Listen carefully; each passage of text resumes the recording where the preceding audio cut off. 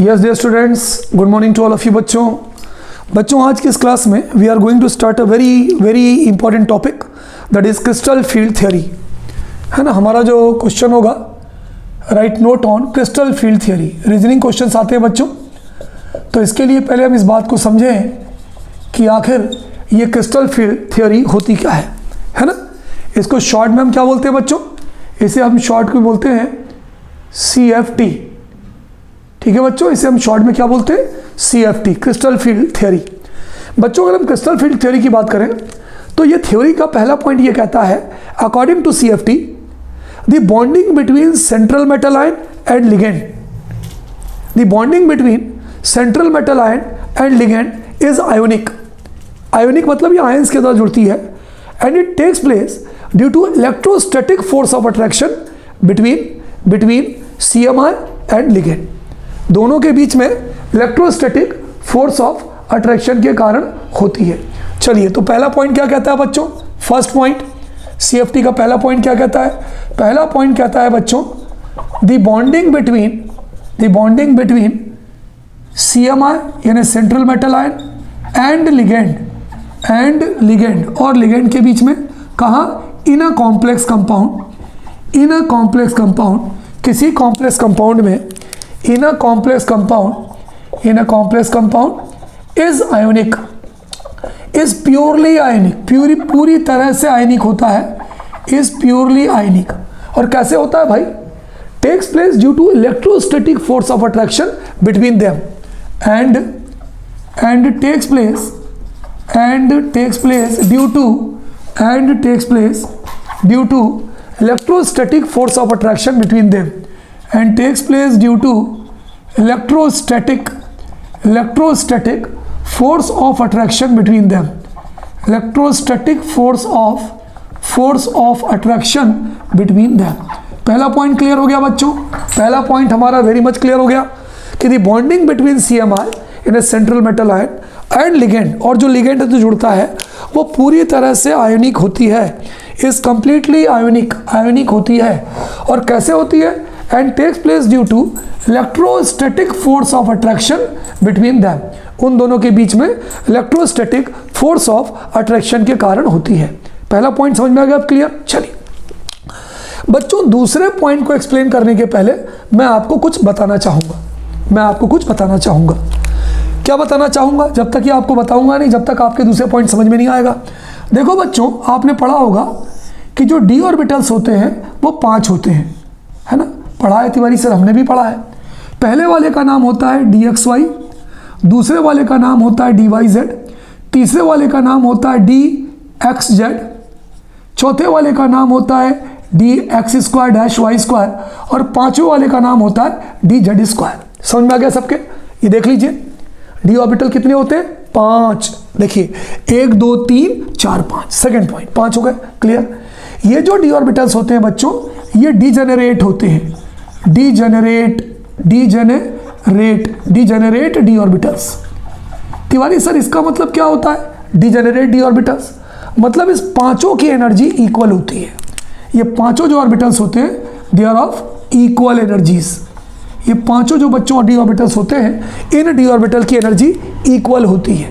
अब इनके शेप और देख लो, अगर हम इनका शेप देखें तो इनका शेप और देख लो, इनका चित्र देख लो भाई, ये कैसे होते हैं? 3 तो d ऑर्बिटल ये हो गए। पहले वाले का नाम dxy, दूसरे वाले का नाम dyz, तीसरे वाले का नाम dxz। xy है तो ये x और ये y, yz है तो ये y ये z, xz है तो ये x ये z। ये जो मैंने डायग्राम बनाया है बच्चों, ये 3 के बनाए, dxy dyz dxz। चलिए भाई, इनके ऑर्बिटल देखो। इनके जो ऑर्बिटल्स होते हैं बच्चों वो बिटवीन द एक्सिस होते हैं, एक्सिस के बीच में। dyz का भी जो ऑर्बिटल होता है ये भी बिटवीन द एक्सिस होता है, dxz का जो ऑर्बिटल होता है वो भी बिटवीन द एक्सिस होता है। कोई दिक्कत भाई? जल्दी बताओ। नहीं। अब बचे 2, इन 2 का चित्र देखो बच्चों, ये x ये y और लास्ट वाला z। ये किसका चित्र बना रहा हूं मैं? ये बना रहा हूं dxy का। ये किसका? नहीं सॉरी, ये जो मैं डायग्राम बना रहा हूं बच्चों, ये मैं बना रहा हूं dx² का। ये डायग्राम जो मैं बना रहा हूं बच्चों, ये बना रहा हूं dx² y² का, और ये डायग्राम होगा dz² का। x² y² क्या होगा? एक्स एक्सिस पर ऑर्बिटल बनेगा, वाई पर बनेगा, ये कहाँ पर बनेगा, जेड एक्सिस पर बनेगा।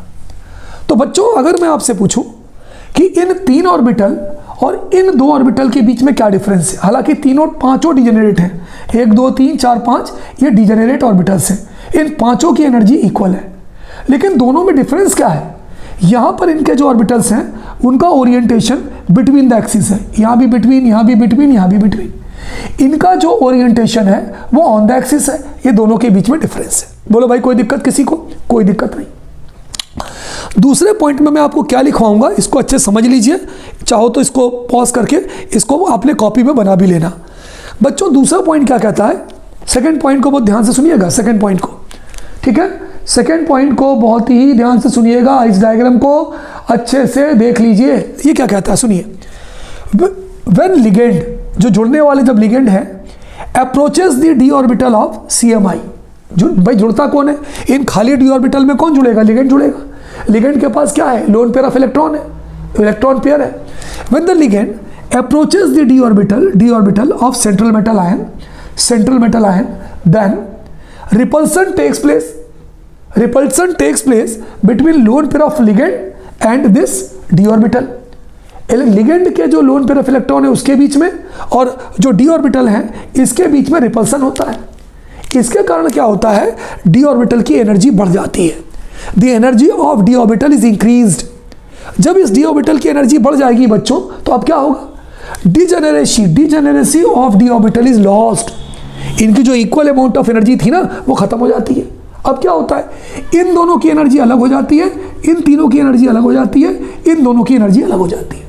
तो जब इनकी डिजेनरेसी अलग हो जाएगी तो they divide into 2 sets of orbitals due to difference in energy. एक की एनर्जी ज़्यादा हो जाती है, इन 3 की एनर्जी ज़्यादा हो गई, इन 2 की एनर्जी कम हो गई। तो इस एनर्जी के डिफरेंस से क्या होता है कि ये जो डी ऑर्बिटल्स हैं ये 2 सेट्स ऑफ ऑर्बिटल्स में टूट जाते हैं। इन 3 का जो ऑर्बिटल होता है वो अलग हो जाता है, इन 2 का जो ऑर्बिटल्स है वो अलग हो जाता है। ये दोनों अलग ऑर्बिटल्स के हो जाते हैं, ठीक है।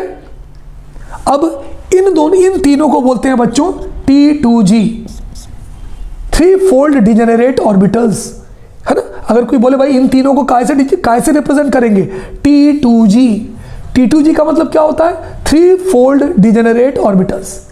इन 2 को हम लिखते हैं EG मतलब 2 फोल्ड डिजेनरेट ऑर्बिटल्स। और ये जो डिफरेंस आ गया एनर्जी का, इन दोनों के बीच जो एनर्जी का डिफरेंस आ गया उसको हम बोलते हैं CFSE। एनर्जी डिफरेंस को क्या बोलते हैं, CFSE, crystal field splitting energy या क्रिस्टल फील्ड स्टेबलाइजेशन एनर्जी। क्या बोलते हैं भाई बताओ, क्रिस्टल फील्ड स्प्लिटिंग एनर्जी या crystal field stabilisation energy. Clear हो गया, ये दूसरा पॉइंट बिल्कुल क्लियर हो गया। इसकी फोटो ले लीजिए। अब मैं इसकी थ्योरी लिखने जा रहा हूँ, between the axis, on the axis, ये सब ध्यान रखिएगा क्योंकि मैं आपको थ्योरी लिखवाता ये चीज़ आपके समझ में नहीं आती, इसलिए मैंने पूरा डायग्राम ही बनाकर आपको एक्सप्लेन कर दिया। तो दूसरा पॉइंट कहता है बच्चों, व्हेन लिगेंड्स, जब जो लिगेंड्स है approaches the D orbital of central metal ion, approaches मतलब उसके करीब जाता है, when ligands approaches the D orbitals of CMI का मतलब क्या होता है बच्चों, सेंट्रल मेटल आयन के डी ऑर्बिटल की तरफ जाता है तो क्या होता है भाई, क्या होता है, होता ये है कि D orbital then it is repelled by, it मतलब कौन, D orbital, it is repelled by, धक्का दिया जाता है, repelled by electron pair of ligands, it is repelled by electron pair of ligands. Ligand से 2 इलेक्ट्रॉन पेयर है, इसको धक्का देते हैं, जिसके कारण क्या होता है, ड्यू टू विच जिसके कारण क्या होता है, डिजेनरेसी, जो इक्वल लेवल एनर्जी थी ना वो खत्म हो जाती है, due to which energy is increased, इसकी एनर्जी बढ़ जाती है, किसकी, डी ऑर्बिटल की, due to which energy of, बढ़ जाती है भाई एनर्जी, डी ऑर्बिटल की बढ़ जाती है, energy of d orbitals are increased, energy बढ़ जाती है, एंड डिजेनरेसी इज लॉस्ट, जो इक्वल थे वो खत्म हो जाते हैं, and degeneracy is lost, degeneracy is lost, degeneracy इसकी खत्म हो जाती है। क्यों ये डीजेनरेसी खत्म क्यों होती है? Due to difference in energy, degeneracy is lost due to difference in energy, due to difference in energy, due to difference in energy of d orbitals, difference in energy of कौन से orbital में बेटा? Due to difference in energy of d orbitals. This difference of energy in d orbitals is called as CFSE, is called as CFSE। तो ये जब difference आ जाती है तो क्या होता है? Therefore D orbitals splits up into two set of orbitals, D orbitals split up, टूट जाते हैं, split up into two sets of orbital, two sets of बोलो ऑर्बिटल्स। तो ये जो डिफरेंस आ रहा है एनर्जी में, इसको हम बोलते हैं CFSE। This difference of energy, this difference, ये जो एनर्जी के बीच में डिफरेंस आ रहा है, दिस डिफरेंस ऑफ एनर्जी है ना, between two sets of d orbitals, this difference of energy between two sets of d orbitals, between two sets of d orbitals is called CFSE, is called crystal, इसका देखिए is called crystal field splitting energy, is called crystal field splitting energy। Short में क्या लिखते हैं बच्चों? Crystal field splitting energy को बच्चों हम शॉर्ट में लिखते हैं CFSE। कभी कभी बच्चों हम इसको क्रिस्टल फील्ड स्टेबलाइजेशन एनर्जी भी कहते हैं। एक बार दूसरे पॉइंट को फिर से समझिए। जब कोई लिगेंड सेंट्रल मेटल आयन के डी ऑर्बिटल की तरफ जाता है तो डी ऑर्बिटल की एनर्जी बढ़ जाती है, एनर्जी बढ़ जाएगी, उसकी डिजेनरेसी खत्म हो जाती है, वो बराबर नहीं रह पाते अब, क्योंकि दोनों सेट्स के बीच में एनर्जी का डिफरेंस हो जाता है, जिसके कारण ये जो डी ऑर्बिटल्स होते हैं ये दो सेट्स में टूट जाते हैं। मैंने बताया था, एक 3 अलग हो जाते हैं और 2 अलग हो जाते हैं। तो ये जो एनर्जी डिफरेंस आ रहा है दो डी ऑर्बिटल के बीच में, दो सेट्स के बीच में, इसको हम बोलते हैं crystal field splitting energy. Pause करिए बच्चों, और पॉज करके इसे अच्छे से नोट कर लीजिए। कोई दिक्कत? चलिए अगला पॉइंट देखिए भाई। अगले पॉइंट में हम लिखते हैं बच्चों, ये जो दो सेट्स होते हैं डी ऑर्बिटल के, वो कौन कौन से दो सेट्स होते हैं डी ऑर्बिटल के? पहला होता है T2G और दूसरा होता है EG। तो अब हम ये लिख सकते हैं तीसरा और आखिरी point, the D orbitals split up into two sets of orbitals, into two sets of बोलो बेटा ऑर्बिटल्स। पहला सेट क्या होता है? वो 3 ऑर्बिटल का होता है ना। पहला नंबर है सेट ऑफ 3 ऑर्बिटल्स। कौन कौन से 3 ऑर्बिटल बोलो? DXY मैंने बताया था, DYZ एंड DXZ। बच्चों ये जो 3 ऑर्बिटल्स हमारे होंगे वो कौन कौन से होंगे बोलो? कौन कौन से होंगे बोलो बच्चों? ये जो हमारे ऑर्बिटल्स होंगे ये कौन कौन से होंगे? वो होंगे DXY, DYZ, DZZ। जो कहाँ ओरिएंट होते हैं? विच ओरिएंट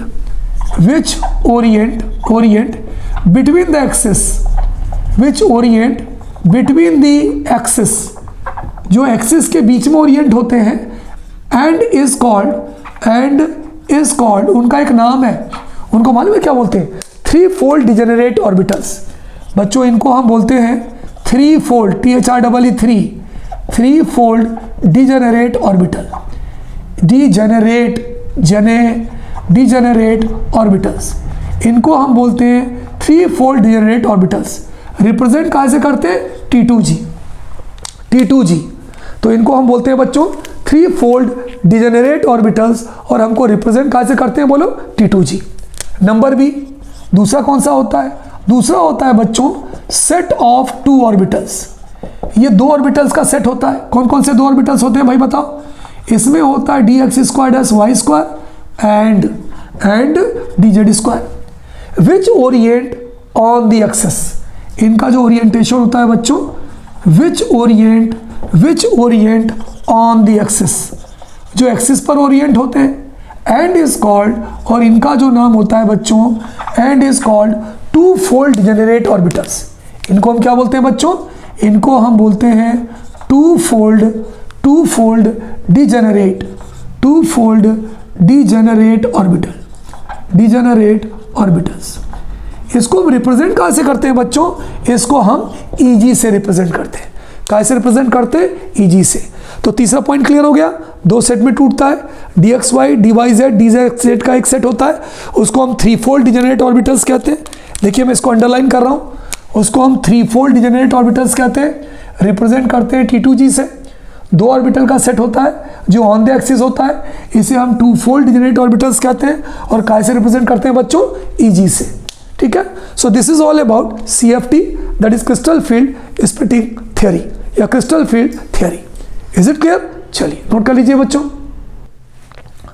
चलिए बच्चों आगे बढ़ते हैं। आगे अगर हम बढ़े बच्चों तो मैं आपको एक डायग्राम बनाना चाहता हूं। जैसे मान लीजिए क्वेश्चन आ गया, draw diagram for crystal field splitting energy. Draw diagram for crystal field splitting energy, splitting energy of octahedral complex. Crystal field splitting energy of octahedral complex. ठीक है, या of d orbitals. Crystal field splitting energy किसकी भाई? किसकी? Of d orbitals in an octahedral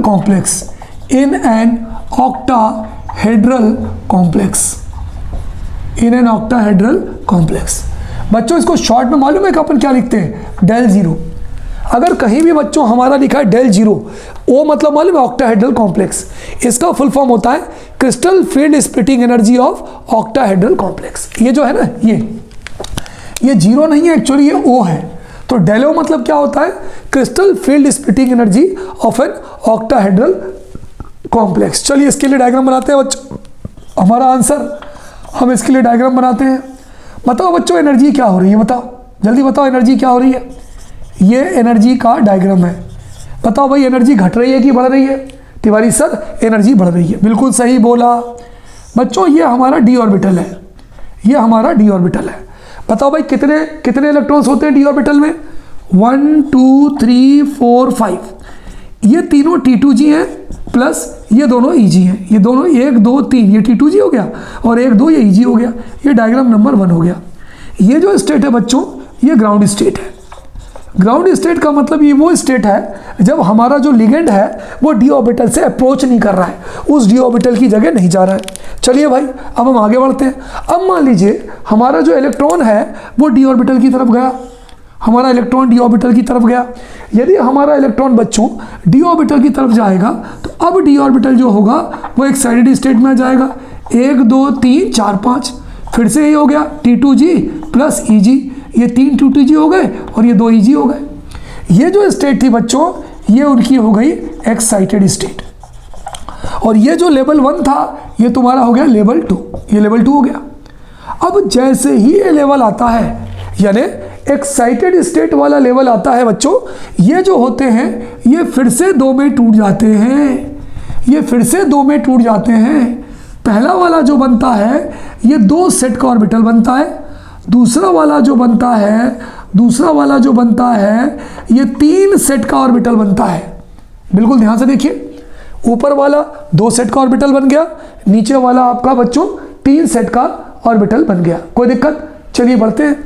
ये तीसरी state हो जाती है बच्चों हमारी। ऊपर वाला कहलाता है EG और नीचे वाला कहलाता है T2G। चलो भाई बताओ एक बार फिर से देखिए। यहाँ पर तीनों थे, T2G EG थे। ये वाली स्टेट ग्राउंड स्टेट थी। हमने एनर्जी दिया, एनर्जी से ही एक्साइटेड स्टेट में चले गए। इनकी एनर्जी बहुत हाई हो गई, इसलिए दोनों टूट गए। ये वाली स्टेट क्या कहलाती है बच्चों बताओ? EG।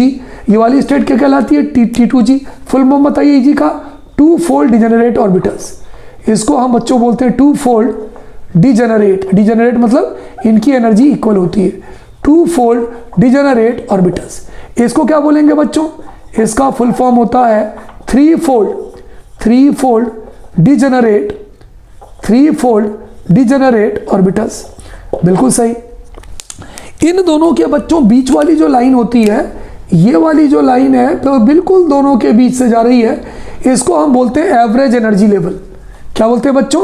एवरेज। यहां मैं लिख रहा हूं, इसको हम बोलते हैं average energy level. Average energy level. कोई दिक्कत? बच्चों इस लेवल को हम नो स्प्लिटिंग स्टेट भी बोलते हैं, है ना। इसको अगर आप लिखना चाहें तो इसको हम बोलते हैं no splitting state. No splitting state. कभी कभी हम इसको एक और बोलते हैं barycentre. BARI bary, CENTRE। इन दोनों के बीच का जो लेवल होता है बच्चों, उसके 3 नाम हो सकते हैं। नंबर 1 एवरेज एनर्जी लेवल, तो भी सही है Tiwari sir. No splitting state, तो भी सही है तिवारी सर। बारी सेंटर, तो भी सही है तिवारी सर। इन दोनों के बीच में जो एनर्जी का डिफरेंस होता है बच्चों, यहां से लेकर यहां तक जो एनर्जी का डिफरेंस होता है, ये होता है +0.6 del 0। Crystal field splitting energy का जो डिफरेंस होता है वो होता है +0.60। कितना होता है बच्चों? वो होता है +0.60, है ना। यहाँ 0 भी लिख सकते हैं, 0.60 लिख सकते हैं। यहां से लेकर यहां तक का जो एनर्जी का डिफरेंस होता है, लाइन के ऊपर प्लस, लाइन के नीचे माइनस, होता है -0.40 del 0। क्रिस्टल, या 0 का दो, क्रिस्टल फील्ड स्प्लिटिंग एनर्जी। अगर कोई आपसे बोले भाई इन दोनों के बीच में डिफरेंस कितना होता है, इन दोनों के बीच में डिफरेंस होता है बच्चों 10 dQ का, 10 dQ का, है ना। ये 6 और ये 4, तो 6 4 10 हो गए। ये जो प्लस माइनस है ना, लाइन के ऊपर प्लस, लाइन के नीचे माइनस। dQ का मतलब क्या होता है? कोई अगर आपसे पूछे भाई dQ का मतलब क्या होता है, इसका फुल फॉर्म होता है differential of quanta. Differential of quanta, quanta unit होती है। तो समझ में आ गया बच्चों? चलिए अब मुझे बताइए, del 0 मतलब crystal field splitting energy of octahedral complex. अगर बच्चों आपको ऑक्टाहेड्रल कॉम्प्लेक्स में एनर्जी भरनी है तो सबसे पहले आप इलेक्ट्रॉन किस में भरोगे? T2G में, क्योंकि T2G की एनर्जी कम होती है। फिर उसके बाद इलेक्ट्रॉन किस में भरोगे? EG में। क्यों? क्योंकि EG की एनर्जी ज़्यादा होती है। वहाँ देखिए, तो पहले T2G भरोगे और फिर EG भरोगे। कोई दिक्कत? तो ये क्वेश्चन कैसे आ सकता है? Draw diagram for crystal field splitting energy of d orbitals in an octahedral complex. उतार लीजिए, इसको नोट कर लीजिए अच्छे से। कोई प्रॉब्लम हो तो पूछ लीजिए, ठीक है? कोई दिक्कत? चलिए अच्छे से उतारिएगा, समझ के उतारिएगा, टेंशन न लीजिएगा। चलिए आगे बढ़ते हैं भाई। मान लीजिए हमारे पेपर में क्वेश्चन चेंज हो जाता है। तिवारी सर कैसे हो जाता है बताऊंगा मैं आपको। इसको लिखे रहने दीजिए, ये भी लिखे रहने दीजिए, केवल वो T2G और EG बदल जाएगा। देखिए क्या होता है। मान लीजिए हमारे पेपर में क्वेश्चन आता है, draw diagram for crystal field splitting energy of d orbitals in octahedral की जगह बच्चों यहाँ पे चेंज हो गया, del 0 यहाँ चेंज हो गया, यहाँ पर आ गया इन अ टेट्राहेड्रल कॉम्प्लेक्स। ये आ गया बच्चों इन अ टेट्राहेड्रल कॉम्प्लेक्स। टेट्रा यानी ये हो जाएगा del T। del T क्या हो गया? Crystal field splitting energy of tetrahedral complex. अब क्या होगा बच्चों? ये भी टूटेगा। टेट्राहेड्रल कॉम्प्लेक्स में क्या होगा? ये फिर से टूटेगा। लेकिन अब इन दोनों का जो डिफरेंस है वो अलग अलग हो जाएगा। अब कैसे टूटेगा? देखिए अब कैसे टूटेगा। एक ये हो गया, दूसरा ये हो गया। केवल चीज़ों को बदल दीजिए। पहले ऊपर अपन ने 2 लिखे थे, अब ऊपर 3 कर दीजिए। पहले हमने नीचे 3 लिखे थे, अब नीचे 2 कर दीजिए। पहले हमने ऊपर EG लिखा था, अब ऊपर T2G कर दीजिए। नीचे क्या आ जाएगा? EG आ जाएगा। बीच वाली स्टेट तो सेम रहेगी, एवरेज एनर्जी लेवल या नो स्प्लिटिंग स्टेट या बारी सेंटर। इन दोनों के बीच का एनर्जी डिफरेंस कितना आ जाएगा भाई बताइए? ये हो जाएगा +0.4 del T, क्योंकि crystal field splitting energy of tetrahedral complex. यहाँ पर क्या हो जाएगा? -0.6 crystal field splitting energy of tetrahedral complex. इन दोनों के बीच का एनर्जी डिफरेंस अभी भी 10 की dQ होगा।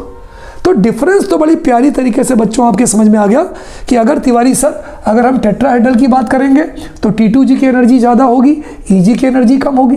पहले EG भराएगा फिर T2G भराएगा। अगर हम ऑक्टाहेड्रल कॉम्प्लेक्स की बात करेंगे तो ये 2 EG ऊपर चले जाएंगे, ये 2 T2G नीचे आ जाएंगे। तो पहले वहाँ पर T2G भराएगा और फिर EG भराएगा। अब किस तरह से हम इलेक्ट्रॉन की फिलिंग करते हैं बच्चों, हम इसके बाद देखेंगे। कहाँ देखेंगे बच्चों? हम इसके बाद देखेंगे। चलिए बच्चों आगे बढ़ते हैं। हमारा अगला क्वेश्चन बहुत ही इंपॉर्टेंट क्वेश्चन है बच्चों। अगर हमारे पेपर में कोई क्वेश्चन आता है तो इसी पर बेस्ड आता है जो मैं लिखने जा रहा हूँ, ठीक है, जो मैं लिखने जा रहा हूँ। क्वेश्चन ये है बच्चों, write down electronic configuration of D electrons, है ना, मैं आपको लिखने जा रहा हूँ। Right down electronic configuration and distribution of D electrons. Right down electronic configuration, है ना, इलेक्ट्रॉनिक कन्फिग्रेशन या कभी कभी बुक पेपर में लिखते हैं डिस्ट्रीब्यूशन, बात एक ही है, distribution of D electrons of, question समझिएगा, है ना, क्वेश्चन सबसे इंपॉर्टेंट है ना, ऑफ डी इलेक्ट्रॉन्स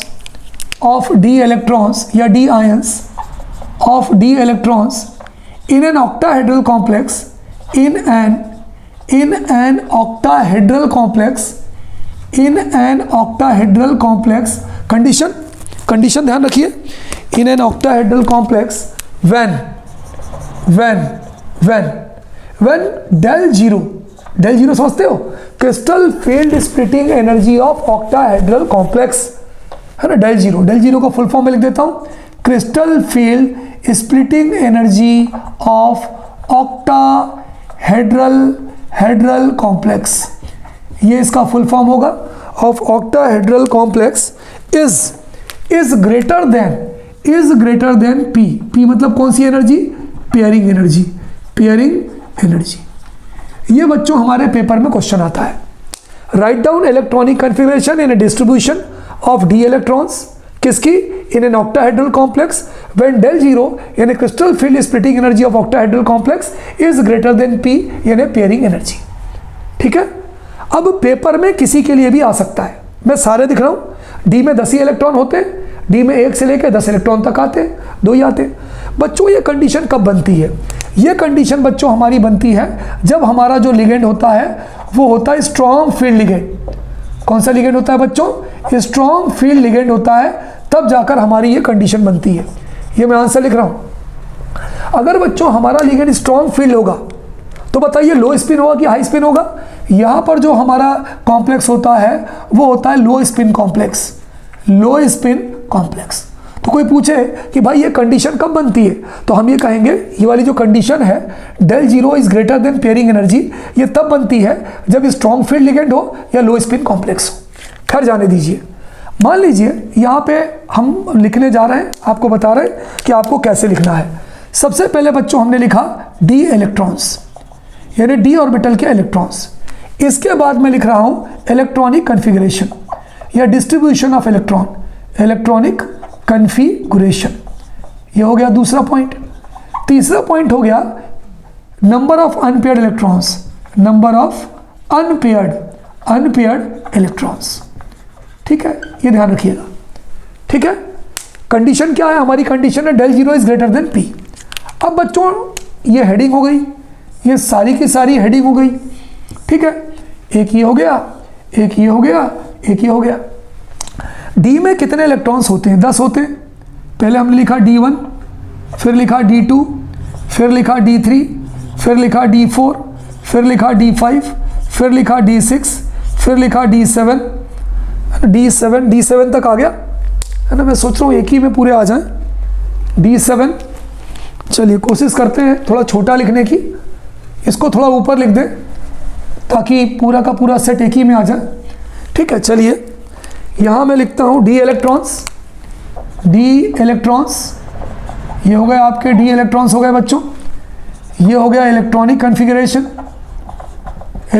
कन्फिगरेशन और ये हो गया unpaired electrons, number of unpaired electrons. ठीक है, कन्फिगरेशन हमें लिखना होता है। पेपर में 1 से लेकर 10 तक नहीं आता लिखने को। पेपर में कोई भी आपसे एक पूछ सकते हैं, D1 का लिखो या D2 का लिखो या D3 का लिखो, तो पेपर में कोई भी आपसे पूछा जा सकता है। चलिए लिखते हैं बच्चों। पहले ये D1 लिख रहा हूँ, फिर D2, फिर D3, फिर D4, फिर D5, फिर D6, फिर D7, फिर D8, फिर D9 और फिर D10। ये मैं लिख रहा हूँ एक एक करके। ठीक है, अच्छा। D1 मतलब 1 इलेक्ट्रॉन, ये 2 इलेक्ट्रॉन, ये 3 इलेक्ट्रॉन, ये 4 इलेक्ट्रॉन, ये 5 electron, 6 electron, 7 electron, 8 electron, 9 electron, 10 electron. बच्चों ये बताइए इसके कॉन्फ़िगरेशन में हम T2G EG तो लिखना ही है, चलो हमने लिख दिया, यहाँ हमने लिख दिया T2G EG, ये सब में लिखना है, यहाँ भी लिख दिया T2G EG, T2G EG, ये तो सब में लिखना है, T2G EG, T2G EG, T2G समझिए EG, T2G EG, T2G EG, T2G EG, T2G EG, सब में लिख दिया। अब हमें भरना है इनको। बच्चों इनको भरेंगे कैसे? कंडीशन देखिए, हमारी कंडीशन क्या है? हमारी कंडीशन है del 0 is greater then P। Short में मैं लिख रहा हूँ, हमारी जो कंडीशन है वो ये है del 0 is greater then P। ये हम कॉन्फ़िगरेशन जो लिख रहे हैं ना, उसकी कंडीशन है crystal field splitting energy of octahedral complex is greater than pairing energy. कौन से कॉम्प्लेक्स के लिए? ऑक्टाहेड्रल कॉम्प्लेक्स के लिए। चलिए बच्चों मुझे बताइए, ऑक्टाहेड्रल कॉम्प्लेक्स में T2G कहाँ होता है? तिवारी सर T2G नीचे होता है, मैं डायग्राम बताया था। EG कहाँ होता है? EG ऊपर होता है। तो पहले T2G भरेगा फिर EG भरेगा। अब देखिए यहाँ मैं आपको बता रहा हूँ, यहाँ देखिए 1 2 3 है ना, ये तुम्हारा हो गया T2G और 1 2 ये तुम्हारा हो गया EG, यही है ना बच्चों? हाँ। अब जब हम यहाँ भरते हैं तो कैसे भरते हैं समझिए। अगर 1 इलेक्ट्रॉन भरना है तो 1 हो गया, 1 इलेक्ट्रॉन हो गया, दूसरा इलेक्ट्रॉन हो गया, तीसरा इलेक्ट्रॉन हो गया, चौथा इलेक्ट्रॉन हो गया, पांचवा इलेक्ट्रॉन हो गया, छठवां इलेक्ट्रॉन हो गया। पहले आप T2G को पूरा भर दोगे, क्या ऐसा करोगे क्या? बताओ भाई, पहले आप T2G को पूरा भर दोगे, पहले ऐसा करोगे क्या? नहीं, ऐसा नहीं करेंगे। यहां पर हम क्या करेंगे बच्चों, जब ये वाली कंडीशन होगी, पहले हम क्या करेंगे, सब में 1 1 इलेक्ट्रॉन भरेंगे। 1 2 3 4 5 इलेक्ट्रॉन भर दिया, T2G में 1 भर दिया, EG में 1 1 भर दिया। बहुत ध्यान से सुनिएगा, है ना, बहुत ध्यान से सुनिएगा, ठीक है। फिर सब में 1 1 भरेंगे। एक तो ये प्रॉपर्टी बनती है कि पहले सब में 1 1 भर दो, फिर सबकी पेयरिंग भर दो। और दूसरी प्रॉपर्टी ये बनती है बच्चों कि पहले आप T2G को पूरा भर दो और फिर EG को भरो। तो इस वाली कंडीशन में देखिए, बहुत बारीक चीज़ बता रहा हूँ मैं जो आप भूल जाओगे। इस वाली कंडीशन में पहले हम T2G को पूरा भरते हैं, 1 2 3 4 5 6, पहले T2G भरते हैं। देखो यहाँ भर रहा हूँ, यहाँ पे भर रहा हूँ, देखो बहुत ध्यान से देखिएगा। T2G 1, T2G 2, ये वाली चीज़ चल रही है, T2G 3, T2G 4, T2G 5, T2G 6। EG में क्या होगा? 0 0 0 0 0 0। ये वाली कंडीशन आ गई, आई कि नहीं आई? बिल्कुल आ गई। यहाँ बोलो, यहाँ देखते जाओ कितने अनपेयर्ड हैं। तिवारी सर 1 अनपेयर्ड है। इसमें कितने अनपेयर्ड होंगे? 2। इसमें कितने अनपेयर्ड होंगे? 3। 1 2 3। 3 के बाद बच्चों देखो, 1 में 1 अनपेयर्ड, 2 में 2 अनपेयर्ड, 3 में 3 अनपेयर्ड, चौथे में 2 अनपेयर्ड, पांचवें में 1 अनपेयर्ड, छठवें में 1 भी नहीं। तो चौथे में कितने अनपेयर्ड होंगे? 2। पांचवें में कितने होंगे? 1। छठवें में कितने होंगे? 0। 1 भी अनपेयर्ड नहीं होंगे। अब तुम्हारा T2G भर गया 6। 6 के बाद आगे बढ़ते हैं, हो जाएगा 7 8 9 10, यानी T2G 6 EG 0। अब T2G 6, 6 तो सब में रहेंगे क्योंकि 6 से ज़्यादा हो ही नहीं सकते। EG 1, T2G 6 EG 2, T2G 6 EG 3, T2G 6 EG 4। तो यहाँ पे कितने अनपेयर्ड इलेक्ट्रॉन होंगे? 1। इसमें कितने होंगे? 2। इसमें कितने होंगे? 1। इसमें कितने होंगे? 0। समझ में आ गया अच्छे से? पेपर में क्वेश्चन कैसे आता है? Write down electronic configuration of element with d electron 4 having del 0 is greater than P। तो आपको केवल ये D4 की जो कंडीशन है, T2G 4 EG 0, ये लिखना है बस। अनपेयर्ड इलेक्ट्रॉन अगर पूछे तो आप बता दो इस कंडीशन में अनपेयर्ड इलेक्ट्रॉन हमारे पास 2 हैं। बच्चों बहुत अच्छी चीज़ बताया, ध्यान से सुन लीजिए। पहले जब ये कंडीशन होगी, सबसे पहले आप T2G वाले को भरोगे, T2G वाला पूरा भर जाएगा, फिर आप EG वाले को पूरा भरोगे, है ना। कौन सी कंडीशन में? ये कंडीशन है when crystal field splitting energy of octahedral complex is greater then P। Note कर लीजिए बच्चों, इस पूरी चीज़ों को नोट कर लीजिए।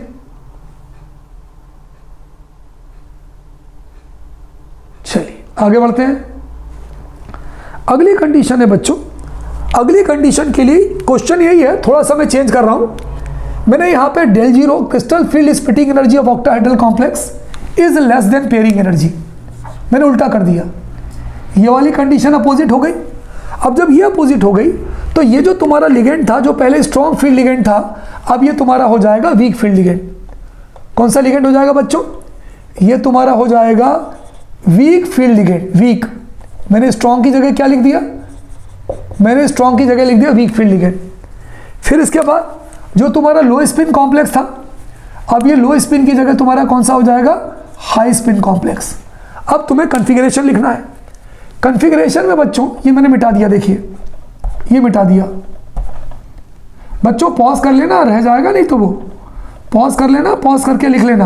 मैंने क्वेश्चन चेंज कर दिया है। अब ये देखो, अब क्या होगा? अब ऑक्टाहेड्रल है, कम एनर्जी T2G की होती है, ज़्यादा एनर्जी EG की होती है। चलो फिर से मैं लिखता हूँ यहाँ पे, ये 3 तुम्हारे T2G थे और ये 2 तुम्हारा EG था। अब जब तुम इलेक्ट्रॉन भरोगे बच्चों, जब आप लोग इलेक्ट्रॉन भरोगे तो पहले सब में एक एक भरोगे, 1 2 3 4 5। देखो भरते हैं। तैयार हो जाओ मेरे साथ पेन कॉपी लेके तैयार हो जाओ। D1 का होगा T2G1 EG0, ये 2 EG0, ये 3 EG0। 3 भर गए। अब 3 के बाद EG में आएंगे, T2G3 EG1, भाई 3 EG1, फिर T2G3 EG2, तो T2G3 EG2। अब क्या होगा? 5 के बाद क्या होगा?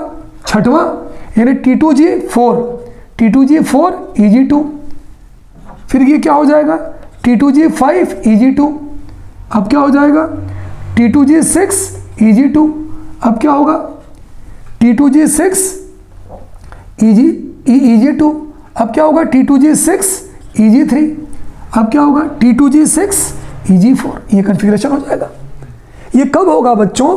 ये हम तब लिखेंगे जब हमारी crystal field splitting energy of octahedral complex pairing energy से कम होगी।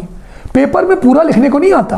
पेपर में वो लिख सकते हैं कि right down the electronic configuration या डिस्ट्रीब्यूशन ऑफ D5 इलेक्ट्रॉन्स या D6 इलेक्ट्रॉन्स। अगर 6 आ गया तो आपको सिर्फ 6 का लिखना पड़ेगा।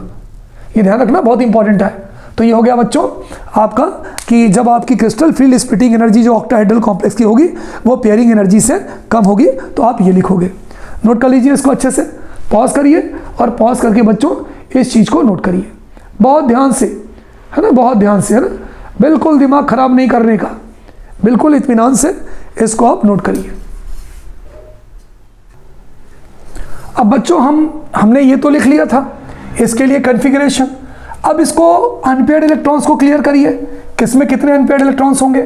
यहाँ पर अनपेयर्ड इलेक्ट्रॉन्स 1 होगा, यहाँ पर 2 होगा, यहाँ पर 3 होगा, यहाँ पर कितने होंगे?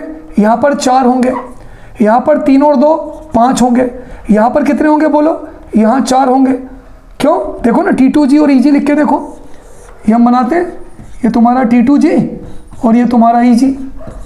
T2G में कितने हो रहे हैं? 4, तो 1 2 3 4। EG में कितने हो रहे हैं? 2, 1 और 1 2, तो ये 4 अनपेयर्ड हो गए, 4 हो गए। 5 2, अगर मैं 5 भर दूँ तो 3 अनपेयर्ड हो जाएंगे, 6 भर दूँ तो 2 अनपेयर्ड हो जाएंगे, 7 भर दूँ तो 1 अनपेयर्ड हो जाएगा, और 8 और 6 7 8 9 भर दूँ और 10 भर दूंगा तो 0 अनपेयर्ड हो जाएगा। तो बच्चों इस तरह से आप जो है नंबर ऑफ अनपेयर्ड इलेक्ट्रॉन को भी टैली कर सकते हैं। चलिए अब हम क्वेश्चन चेंज करते हैं बच्चों। Write down the electronic configuration या distribution of D electron when in a tetrahedral complex, है ना। अब बच्चों हम क्वेश्चन चेंज करते हैं। ऑक्टाहेड्रल कॉम्प्लेक्स की जगह पे क्या कर देते हैं बच्चों? ऑक्टाहेड्रल कॉम्प्लेक्स की जगह पे हम कर देते हैं tetrahedral complex. D electrons in tetrahedral complex. Question change कर रहे हैं। इन टेट्राहेड्रल कॉम्प्लेक्स। कंडीशन क्या लिख रहे हैं? कंडीशन ध्यान रखिएगा, कंडीशन बहुत इंपॉर्टेंट है बच्चों। व्हेन डेल टी का फुल फॉर्म मालूम है क्या होता है? क्रिस्टल फील्ड, यहाँ लिख रहा हूँ मैं डेल टी का फुल फॉर्म। डेल टी का तुम्हारा जो फुल फॉर्म है बच्चों, डेल टी का crystal field splitting energy of tetrahedral complex. Tetrahedral tetrahedral complex, ये हो जाएगा। और P का जो फुल फॉर्म होगा वो हो जाएगा पेयरिंग एनर्जी, पेयरिंग एनर्जी। इसका मतलब del T is greater then P, ये लिखना है बच्चों। ये वाली कंडीशन कब लगती है, मैंने बताया था इस कंडीशन के लिए दो चीज़ें होती हैं। नंबर 1, हमारा जो लिगेंड होता है वो स्ट्रॉन्ग फील्ड लिगेंड होता है, स्ट्रॉन्ग फील्ड लिगेंड होता है। और नंबर टू ये कंडीशन तब लगती है जब हमारा जो लिगेंड कॉम्प्लेक्स होता है वो लो स्पिन कॉम्प्लेक्स होता है। तो इन दो कंडीशंस के अंदर बच्चों, इन दो कंडीशंस के अंदर ये वाली कंडीशन लगती है। अब क्या होगा, जब मैंने आपको इसका चित्र बनवाया था बच्चों, तो इसके डायग्राम में क्या था कि हमने नीचे जो एनर्जी लिखी थी वो लिखी थी T2G की। T2G की एनर्जी कम थी और Eg की एनर्जी क्या थी, ज़्यादा थी। अगर आपको याद हो तो T2G की एनर्जी कम थी और Eg की एनर्जी क्या थी, ज़्यादा थी। तो यहाँ पर हम पहले क्या भरेंगे बच्चों, यहाँ पर पहले हम Eg भरेंगे, Eg। जब पूरा का पूरा Eg आपका भर जाएगा तब हम T2G को भरना शुरू करेंगे। चलिए भरते हैं भाई, पहले Eg को भरते हैं, है ना। यहाँ मैं डायग्राम बना देता हूँ देखो, ताकि आपको दिक्कत ना हो। ये 3 मैंने बना दिया T2G के बच्चों और ये 2 बना दिए मैंने Eg के, है ना। पहले किसको देखो लिखेंगे सीधा ही T2G Eg, पहले T2G लिखेंगे फिर Eg लिखेंगे। लेकिन जब भरने का काम करेंगे तो जब तक पूरा Eg नहीं भर जाएगा बच्चों, जब तक हम T2G को नहीं भरेंगे। क्लियर, बताओ भाई, चलो शुरू करते हैं। Eg में कितने इलेक्ट्रॉन आते हैं, 4। अब देखो Eg1 Eg2, तो ये हो गया Eg1 Eg2। 1 है तो कितने अनपेड इलेक्ट्रॉन होगा, 1। 2 है तो कितने हो गए, 2। अब Eg3, जब हमने Eg3 लिखा बच्चों तो कितने अनपेड हो गया, 1। अब हमने लिखा Eg4 लिखा तो कितना हो गया, 0। T2G है तो 0 ही 0 चलेगा, ये सारा 0 चलेगा। अब ये पूरा भर गया, अब T2G में आ जाओ। जब आ जाएंगे तो ये हो जाएगा Eg4 T2G1, Eg4 T2G1। बच्चों यहाँ Eg पहले क्यों भरते हैं, अगर आपको याद हो तो जब मैंने आपको crystal field splitting energy of tetrahedral complex बताया था तो मैंने नीचे लिखा था T2G को, आप डायग्राम देख सकते हैं, और ऊपर लिखा था Eg T2, नीचे लिखा था Eg को और ऊपर लिखा था T2G को। तो पहले अपन ने Eg भरा। अब Eg4 T2G2, ये हो गया Eg4 T2G3। तो यहाँ पर 1 अनपेड इलेक्ट्रॉन, यहाँ पर 2 अनपेड इलेक्ट्रॉन, यहाँ पर 3 अनपेड इलेक्ट्रॉन। फिर Eg4 T2G4, Eg4 T2G5, Eg4 T2G6। तो यहाँ पर कितने 3 अनपेड इलेक्ट्रॉन हो गए थे, यहाँ हो जाएगा 2 अनपेड इलेक्ट्रॉन, यहाँ हो जाएगा 1 अनपेड इलेक्ट्रॉन, यहाँ हो जाएगा 0 अनपेड इलेक्ट्रॉन। तो बच्चों नोट कर लीजिए, हमारे पेपर में क्वेश्चन कैसे आ सकता है, या तो पूरे बनाने को आ सकता है जो कभी नहीं आता, कोई एक आता है बच्चों, write down the distribution of electron या electronic configuration of d electrons in tetrahedral complex when del T greater than P for d 7 electrons या d 4 electrons या d 3 electrons। तो आपको ये लिखना पड़ेगा बस Eg1 T2G0। अगर d4 के लिए पूछे Eg4 T2G0, अगर d8 के लिए पूछे Eg4 T2G4। कोई दिक्कत, चलिए नोट कर लीजिए अच्छे से। बिल्कुल प्रॉब्लम नहीं होनी चाहिए, प्रॉब्लम बच्चों किसी भी हालत में नहीं होनी चाहिए, हमें चीज़ बिल्कुल शार्प नज़र आनी चाहिए हमें। चलिए आगे बढ़ते हैं।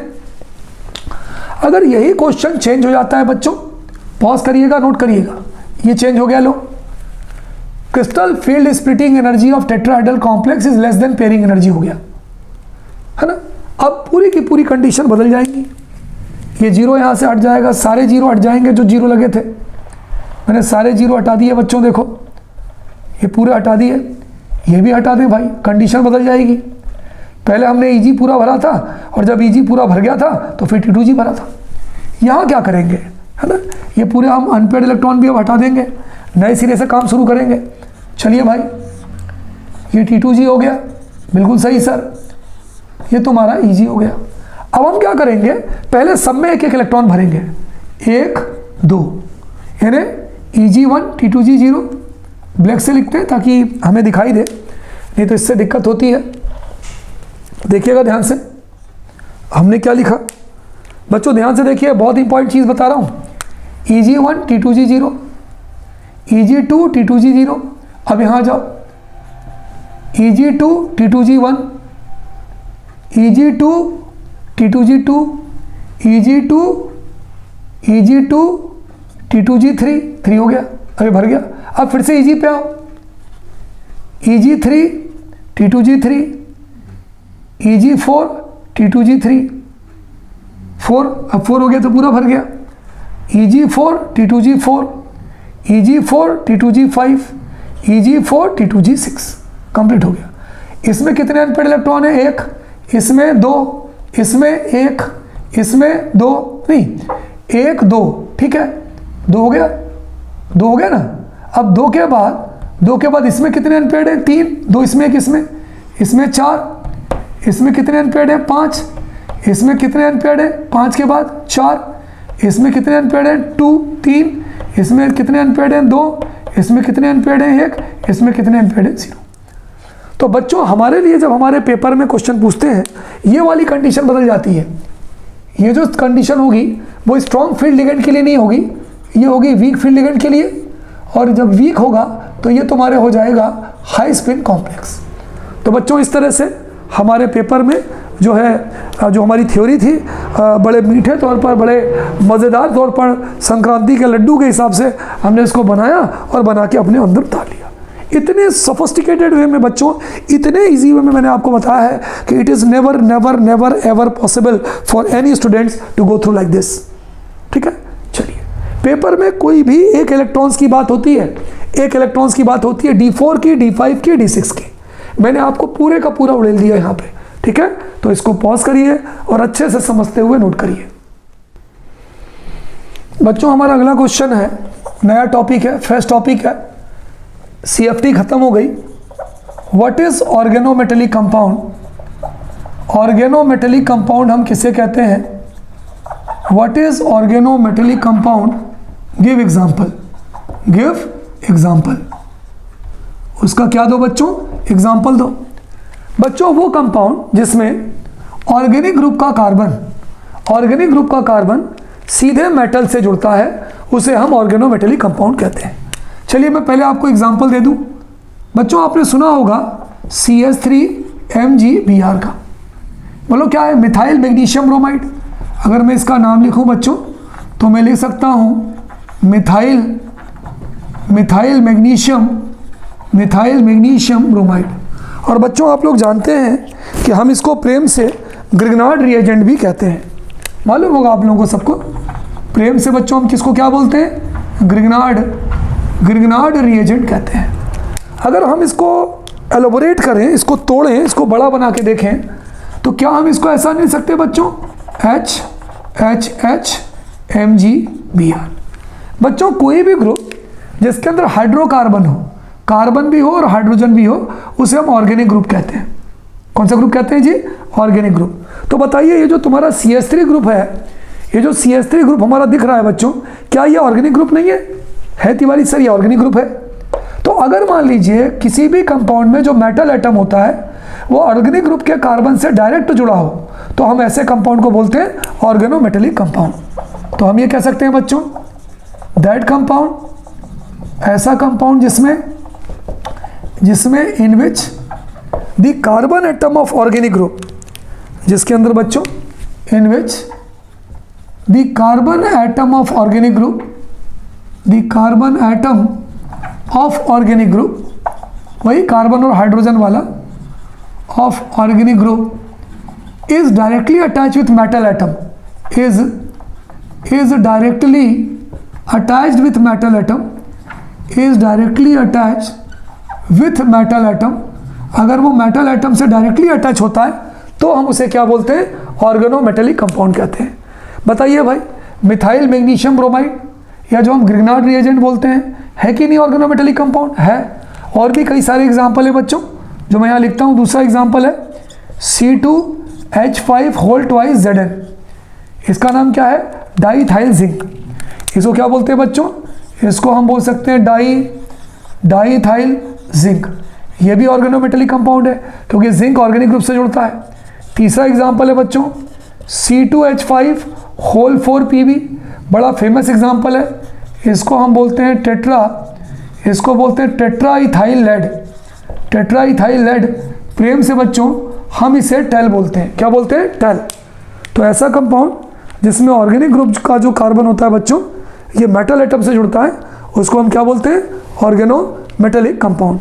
पॉज करिए बच्चों, पॉज करके इसे नोट कर लीजिए, ठीक है बच्चों। हमारा अगला क्वेश्चन है, how many types of organometallic compounds are there. How many types of organometallic compounds are there. Organometallic जो कंपाउंड्स होते हैं बच्चों, ऑर्गेनोमेटेलिक कंपाउंड्स आर देयर, कितने टाइप्स के ऑर्गेनोमेटेलिक कंपाउंड्स होते हैं, उनका एग्जाम्पल दीजिए। बच्चों बेसिकली ये 2 टाइप के होते हैं।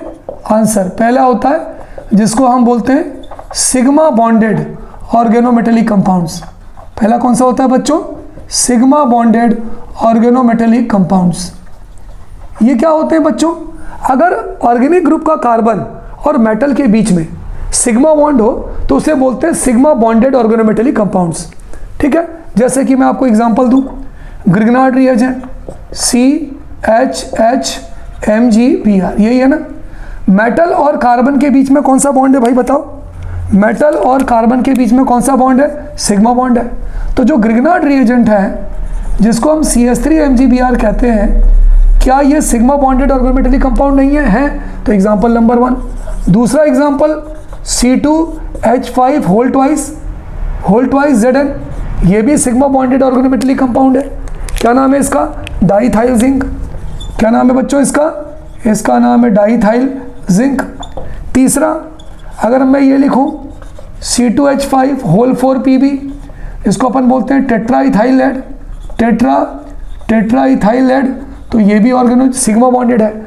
बच्चों अगर मेटल के बीच में और कार्बन के बीच में सिग्मा बॉन्ड है तो हम उसे बोलेंगे सिग्मा बॉन्डेड ऑर्गेनोमेटेलिक कंपाउंड्स।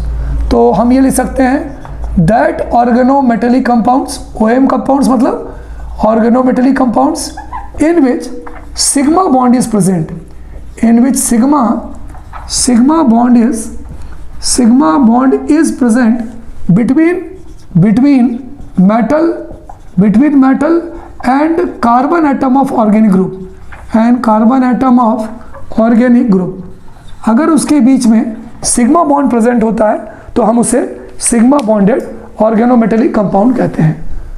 कौन सा कंपाउंड कहते हैं बच्चों, हम उसे सिग्मा बॉन्डेड ऑर्गेनोमेटेलिक कंपाउंड कहते हैं। इज इट क्लियर, ठीक है। चलिए इसको नोट कर लीजिए सारा एग्जाम्पल। सबसे इंपॉर्टेंट पाई है बच्चों, पाई हमारे पेपर में पूछा जाता है कि पाई बॉन्डेड ऑर्गेनोमेटेलिक कंपाउंड्स किसे कहते हैं, उसका स्ट्रक्चर क्या है, ठीक है। तो वो हम पढ़ेंगे, पाई बॉन्डेड ऑर्गेनोमेटेलिक कंपाउंड्स। चलिए पाई पे चले बच्चों। पाई में अगर आपसे पेपर में पूछा जाए तो पहला तो सिग्मा बॉन्डेड था, अब हम दूसरे के बारे में बात करते हैं। दूसरा वाला जो है बच्चों, सेकेंड वाला जो है उसे हम बोलते हैं पाई बॉन्डेड ऑर्गेनोमेटेलिक कंपाउंड्स। पूरी की पूरी डेफिनेशन यही रहेगी, केवल क्या हो जाएगा कि that organometallic compounds in which sigma की जगह क्या आएगा, pi bond is present between metal and carbon atom of organic group. इसके एग्जाम्पल चेंज हो जाएंगे बच्चों। देखिए इसके एग्जाम्पल क्या हो जाएंगे, एग्जाम्पल समझिए कि इसका एग्जाम्पल क्या होगा। देखिए पहला इसका एग्जाम्पल होगा बच्चों जाइसेस सॉल्ट, बहुत फेमस एग्जाम्पल है बच्चों जाइसेस सॉल्ट। पेपर में कभी कभी इनके स्ट्रक्चर बनाने को आते हैं, पेपर में बच्चों कभी कभी इनके स्ट्रक्चर बनाने को आते हैं। कैसे, देखिए इनका स्ट्रक्चर कैसे बनाएंगे हम, देखिए ध्यान दीजिए। इसका स्ट्रक्चर जाइसेस सॉल्ट का ये बनाया, ये बनाया, ये बनाया, बीच में लिखा PT, ये बनाया, ये बनाया, ये बनाया, ठीक है। बाहर हो जाता है बच्चों K पॉजिटिव, क्या हो जाएगा K पॉजिटिव। ये क्या होगा PT, एक Cl ये, दूसरा Cl ये, तीसरा Cl ये, 3 Cl हो गया। और ये वाला जो कार्बन होता है बच्चों, ये कार्बन जो है CH2 डबल बॉन्ड CH2 से जुड़ जाता है। कितनी प्यारी चीज़, कितनी प्यारी चीज़ है ना, ये जुड़ जाता है, ये हो गया Cl। तो अब ये पॉजिटिव और ये निगेटिव, तो ये जो बच्चों हमारा स्ट्रक्चर बना इसे हम बोलते हैं जाइसेस सॉल्ट। क्लियर। अच्छा, इसको शॉर्ट में लिखने का तरीका होता है बच्चों एक, कितना प्यारा तरीका है, जरा ध्यान दीजिएगा, कितना बढ़िया तरीका है इसको शॉर्ट में लिखने का। देखिए सबसे पहले आप लिख दीजिए K पॉजिटिव, लिख दिया, चलो ठीक है। फिर आप एक काम करिए, ब्रैकेट लगाइए, ब्रैकेट में PT लिखिए। कितने Cl हैं जो पाई बॉन्ड से नहीं जुड़ रहे हैं, तिवारी सर 3 Cl हैं, तो हमने लिख दिया PT Cl3। अब क्या करेंगे, छोटा ब्रैकेट बनाएंगे, ये Cl है ध्यान रखना, डबल बॉन्ड से जुड़ने वाले कितने कार्बन है? 2 कार्बन है, 2 कार्बन है डबल बॉन्ड से जुड़ने वाले। हाइड्रोजन कितने हैं? 4 हैं। तो हम लिखेंगे ईटा2। जितने कार्बन होते हैं, केवल बच्चों 2 स्ट्रक्चर और हमारे बचे हैं। अगर 2 कार्बन होंगे तो हमने लिखा ईटा2 डैश C2H4। ये कंप्लीट हो गया शॉर्ट स्ट्रक्चर। तो अगर आपके पेपर में आए कि बच्चों जाइसेस सॉल्ट का स्ट्रक्चर बनाओ, तो हम इस तरह से बनाएंगे, कोई दिक्कत? चलिए अगला स्ट्रक्चर बनाते हैं बच्चों। अगला स्ट्रक्चर हम बनाते हैं फेरोसीन का। किसका बनाते हैं? फेरोसीन का। ध्यान दीजिएगा, बहुत इंपॉर्टेंट स्ट्रक्चर है बच्चों, हमारे परीक्षा में कई बार पूछे जाते हैं। ठीक है, बहुत इंपॉर्टेंट स्ट्रक्चर हैं, कई बार हमारे एग्जाम में पूछे गए हैं ये। दूसरा फेरोसीन, फेरोसीन। चलिए भाई फेरोसीन का स्ट्रक्चर बनाते हैं बच्चों। तैयार हो? बिल्कुल तैयार हैं सर। देखिए 2 रिंग बनाते हैं, पेंटागन रिंग होती है। एक रिंग ये हो गई बच्चों, ये न्यूक्लियस हो गया। दूसरी रिंग ये हो गई, इसका भी न्यूक्लियस हो गया। 2 रिंग ये हो गई। दोनों के बीच में बच्चों आयरन आ जाता है। तिवारी सर वो पाई बॉन्ड कहा गया मेटल और कार्बन के बीच में, तो ये पाई बॉन्ड होता है, ये पाई बॉन्ड होता है। अगर हम इसका शॉर्ट स्ट्रक्चर बनाएं, देखिए इसका शॉर्ट स्ट्रक्चर कैसे बनाएंगे। शॉर्ट स्ट्रक्चर ध्यान रखिए, सबसे पहले ब्रैकेट बनाया, ब्रैकेट में बनाया Fe, फिर बॉन्ड। अब यहाँ पे 2 हैं, कितने? वहाँ 2 कार्बन थे, 2 कार्बन थे तो हमने लिखा था ईटा2। यहाँ पर कितने कार्बन है बच्चों? 1 2 3 4 5 कार्बन है, इसलिए हम लिखेंगे ईटा5। जितने कार्बन होते हैं बच्चों उतने हम ईटा लगाते हैं, ईटा5 डैश। 1 2 3 4 5 कार्बन है और 1 2 3 4 5 हाइड्रोजन है, तो हो जाएगा ईटा5 C5H5 का होल ट्वाइस। तो आप इस तरह से भी बना सकते हैं और इस तरह से बना सकते हैं। फिर से एक बार देखिए, सबसे पहले Fe था, मैंने Fe लिख दिया। कितने कार्बन है? 5, तो मैंने लिख दिया ईटा5 डैश। 5 कार्बन है, 5 हाइड्रोजन है, डैश C5H5 का होल ट्वाइस। क्या नाम है इसका? फेरोसीन। पॉज करिए बच्चों और पॉज करके इसको बनाइए। चलिए तीसरा एग्जाम्पल जो बहुत ही इंपॉर्टेंट है, कई बार हमारे पेपर में पूछा जाता है। तीसरा एग्जाम्पल जो पाई बॉन्डेड ऑर्गेनोमेटेलिक का है बच्चों, वो क्या है बच्चों? वो है डाइबेंजीन क्रोमियम। वो एग्जाम्पल है बच्चों डाइबेंजीन क्रोमियम का। चलिए स्ट्रक्चर बनाता हूँ भाई, बहुत प्यारा स्ट्रक्चर है। एक बेंजीन ये हो गया, बीच में क्रोमियम आ गया, रिंग से जुड़ा है, और एक स्ट्रक्चर ये हो गया। ये दोनों जो है पाई इलेक्ट्रॉन डेंसिटी से जुड़ा है, डाइबेंजीन क्रोमियम। तिवारी सर वो दूसरा वाला बता दो ना। बता रहा हूँ भाई, दूसरा वाला भी बता रहा हूँ। सबसे पहले ब्रैकेट आएगा, ब्रैकेट में आएगा क्रोमियम, छोटा ब्रैकेट आएगा। अब ईटा6, 1 2 3 4 5 6, पहले ईटा6 डैश, 6 कार्बन है, 6 हाइड्रोजन है, तो C6H6 इसका होल ट्वाइस, क्योंकि एक ही है होल ट्वाइस। बच्चों पहला वाला जो मैंने आपको बताया था उसको देखिए, हो सकता है आपने ये बनाओ। पहले क्या आएगा? पॉजिटिव, उसका जाइसेस सॉल्ट का, फिर Pt आएगा, और फिर चूंकि उसके अंदर 2 कार्बन थे इसलिए यहाँ आ जाएगा ईटा2 डैश C2H4, है ना। उसको करेक्शन कर लीजिएगा पहले वाले में, हो सकता है मैंने यहाँ पे ईटा2 न बनाया हो। चलिए तो बच्चों this is all about pi bonded organometallic compound. Pause करिए और इसको नोट करिए। कोई प्रॉब्लम बच्चों? अगला कभी कभी बच्चों शॉर्ट नोट लिखने को आता है मेटल कार्बोनाइल पे। कभी कभी शॉर्ट नोट लिखने को आता है बच्चों कि what is metal carbonyl, metal carbonyl क्या होते हैं। तो बच्चों जैसे मैंने कभी लिखा, फॉर एग्जांपल पहले आपको एग्जांपल बता दूं, NiCO4 है ना, निकल टेट्रा कार्बोनिल 0। मैंने आपको पढ़ाया था कि कभी भी मेटल हो, मेटल से कार्बोनिल ग्रुप जुड़ा हो या नाइट्रोसिल ग्रुप जुड़ा हो तो उसको हम बोलते हैं 0।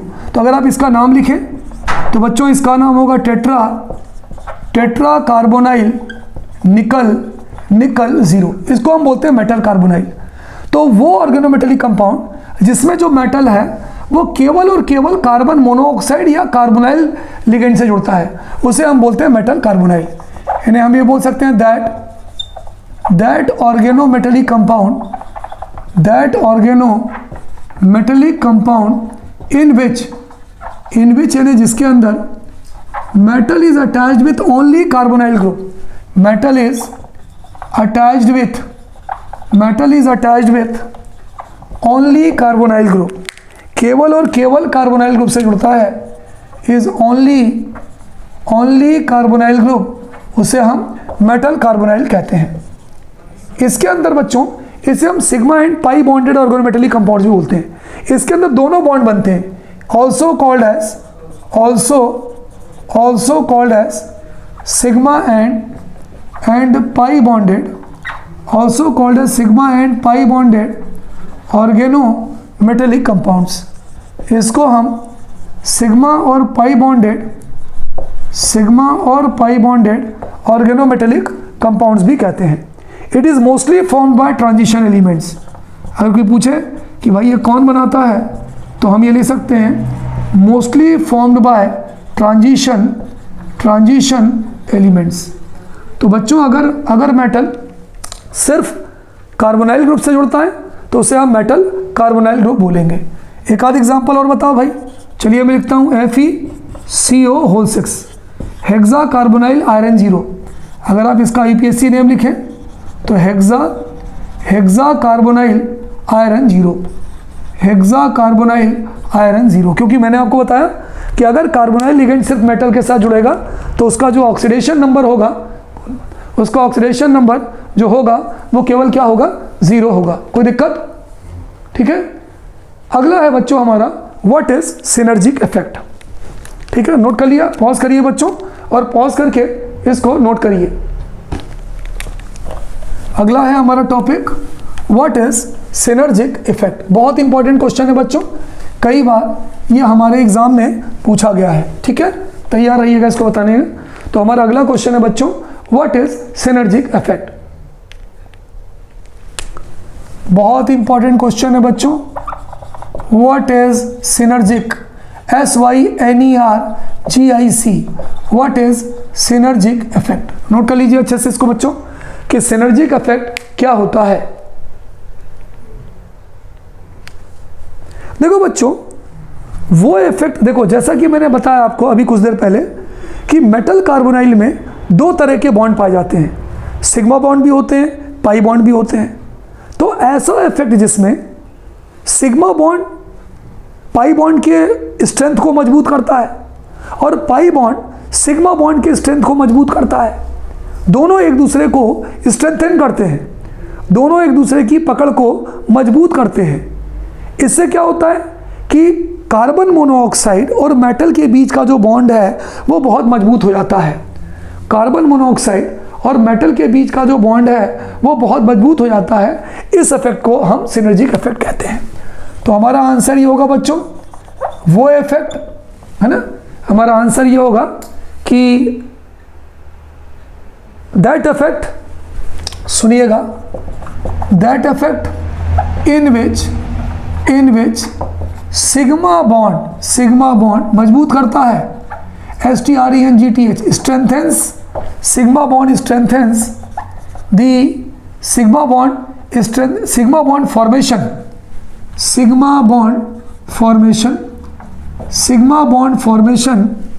strengthens the pi bond formation, strengthens the pi bond formation, sigma bond formation strengthens the pi bond formation and vice versa। उल्टा लिख दो ना, काहे फिर से लिखें, and vice versa. Sigma bond बनता है वो पाई बॉन्ड को मजबूत करता है, पाई बॉन्ड बनता है वो सिग्मा बॉन्ड को मजबूत करता है। तो इससे होता क्या है, ड्यू टू दिस इफेक्ट, इस इफेक्ट के कारण द बॉन्डिंग बिटवीन, जो दोनों के बीच में बॉन्डिंग होती है, the bonding between carbon monoxide या कार्बोनाइल ग्रुप, इसको हम कह सकते हैं carbonyl group and CMI central metal ion is strengthened, STRENGTHED is strengthened. इसके कारण क्या होता है, कार्बन मोनोऑक्साइड और सेंट्रल मेटल आयन के बीच के जो बॉन्डिंग होती है वो मजबूत हो जाती है इन मेटल कार्बोनाइल। काहे में, इन मेटल कार्बोनाइल इज कॉल्ड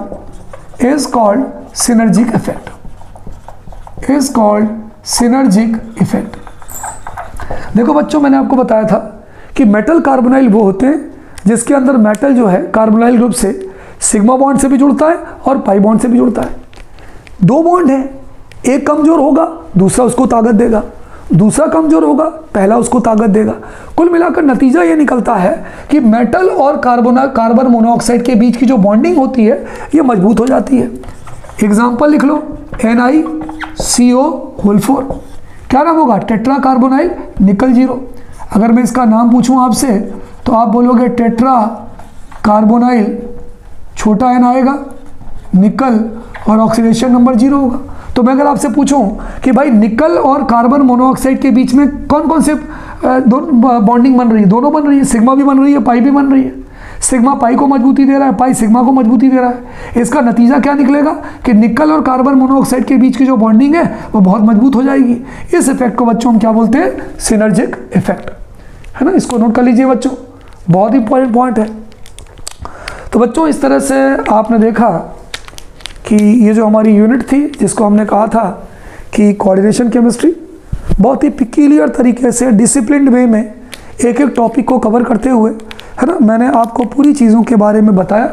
इसको आप बहुत ध्यान से पढ़िए, चीज़ों को समझिए और समझने पर most of the reasoning questions you will be able to solve from your book, है ना। मैंने मैक्सिमम क्वेश्चंस जो थे जिस पर बेस्ड क्वेश्चंस रीजनिंग हो सकते थे, चाहे वो ऑप्टिकल आइसोमेरिज्म हो, चाहे वो इफेक्टिव एटॉमिक नंबर हो, चाहे वो लिगेंड हो, सारे क्वेश्चंस को आपके साथ डिस्कस किया। इसको अच्छे से पढ़िएगा, समझिएगा और देखिएगा, ठीक है। That is going to be very fruitful for study. तो okay students, good day to all of you बच्चों, टाटा बाय बाय।